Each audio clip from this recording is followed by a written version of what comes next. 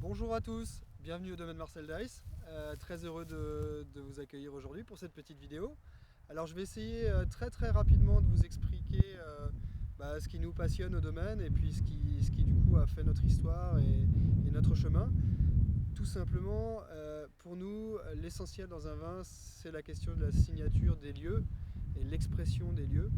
Et donc ça nous a conduit à faire plusieurs choix, notamment la question de la complantation, c'est-à-dire tout simplement replanter nos vignobles mélangés avec l'ensemble des cépages pour ne pas exprimer simplement une signature de variété, mais au contraire d'essayer de créer quelque part un- un- une vie commune de l'ensemble de ces plantes qui raconte vraiment l'endroit d'où elles viennent.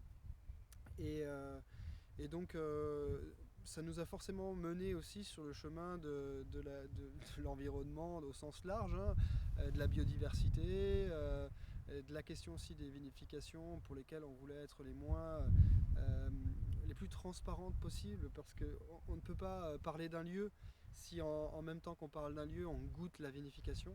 Donc voilà, tout ça, ça nous a amené à être très rapidement, dans les années 90-95, à être certifié en bio et puis passer le domaine en biodynamie aussi. Voilà, et aujourd'hui même continuer notre démarche avec la plantation d'arbres, l'agroforesterie, les semis, voilà, continuer à finalement ramener la biodiversité autour de la parcelle. Nous, on avait un petit peu commencé par la mettre au sein de la parcelle en plantant tous les cépages ensemble, et on continue autour de la parcelle en ramenant le maximum de diversité. Je pense que le monde au sens large a compris que c'était une nécessité pour le futur. Voilà, tout ça nous a amené à tout simplement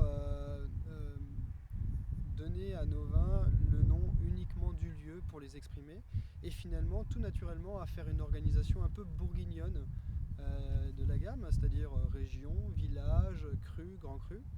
Et alors vous allez goûter deux cuvées aujourd'hui. La première c'est Zélambert. Alors Zélambert 2018, la colline de l'Ermite, hein, l'Ermitage pour ceux qui ne parlent pas forcément l'alsacien. C'est un vin qui a un acte plutôt militant, puisqu'en fait Zélambert n'est pas délimité aujourd'hui.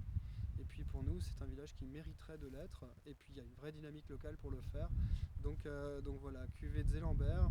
Alors là-bas, on est sur des sols plutôt sédimentaires, des dépôts, une petite matrice argileuse, mais beaucoup de petits cailloux, d'alluvions, colluvions. Et donc des vins qui sont tout en finesse, tout en délicatesse. J'ai envie de dire plein de bienveillance. C'est un vin sec, hein, il n'y a pas de résiduel, mais voilà, il n'y a pas une acidité très forte, très dure. C'est pas un vin qui est froid, c'est plutôt un vin qui est chaleureux, qui est accueillant. Et, euh, et voilà, et il raconte vraiment bien le village où il vient, puisque le paysage est aussi un peu comme ça, puisque c'est très ouvert, c'est un village qui est très ouvert, très lumineux. Voilà. Et alors, prochain vin, Langenberg 2017. Alors ici, on est sur un terroir qui n'a rien à voir. On bascule sur des sols plutôt cristallins avec des granites,